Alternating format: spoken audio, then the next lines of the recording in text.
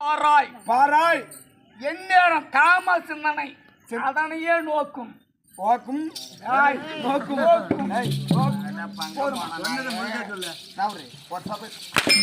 சபையில எப்படி பேசணும்னு தெரியுமா தெரியாது? நான் என்ன சொன்னோம் காலை செவ் காணாமல் வேண்டியதை பேசலாம். யாரு பேசாதீங்க, நான் சொல்றத படிக்க பேசலாம். காணாமல் வேண்டியதை பேசலாம் பேசலாம். இப்பேற்பட்ட அதாவது கல்வி சிறந்த சபையின் முன்பே வாய் கோணாமல் பேச வேண்டும். எப்படி ஆய் கோணாத? ஆமா. ஏன் சொல்லு, நீ பேசும் வார்த்தை அவ முகத்தை பார்த்தால் சுளிக்க கூடாது. ஆமா. இன்னும் என்ன சொல்லுவான் அந்த கெட்டிக்கார பையன் அப்படின்னு விரும்பி ஆர்வமா கேட்கணும். ஆனா முகத்தை சுளிக்க கூடாது. இப்ப நான் சொல்லணுமா? என்ன சொன்னதா? ஏய், நான் மறந்துட்டேன். அப்புறமா சொல்றேன். நீ தப்பா சொல்லுவேன். அப்படி இருக்க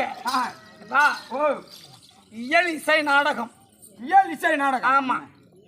இவரெல்லாம் பாகவதார் அரிதாரம் பூசிட்டு நம்ம ஏமா எங்க அனைவருக்கும் மறுபிறவி கிடையாது. ஆமா. வாகட்டாய உனக்கு மட்டும் உண்டான். வாகட்டானா?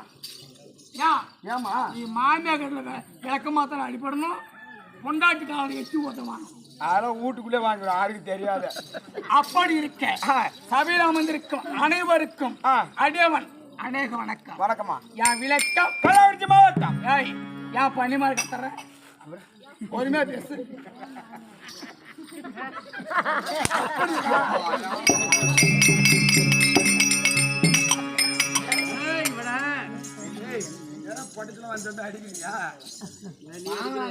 ஆம்பளையா அடிச்சுட்டு போலாம். தம்பி அது அப்ப நாங்க கல்லு கொடுத்து அடிக்கிற அளவுக்கு இருக்குது டைம். சொல்லு. எதை செய்தாலும் அம்மால ஒண்ணும் பண்ண முடியாது.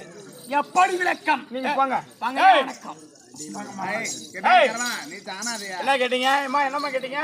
அதாவது இந்த காமதேனுக்கும் கற்பக விருட்சத்திற்கு ஒப்பான சபை நோக்கி வந்தபோது விளக்கம் கள்ளக்குறிச்சி மாவட்டம். கள்ளக்குறிச்சி வட்டம் பரதப்புண்ணூர் புண்ணியசாமி வந்திருக்கூடிய உங்க பேர் தான் தங்கராசு. நாடக பேர நாடக பேராசிரியருடைய குமாரன் தங்கராசு.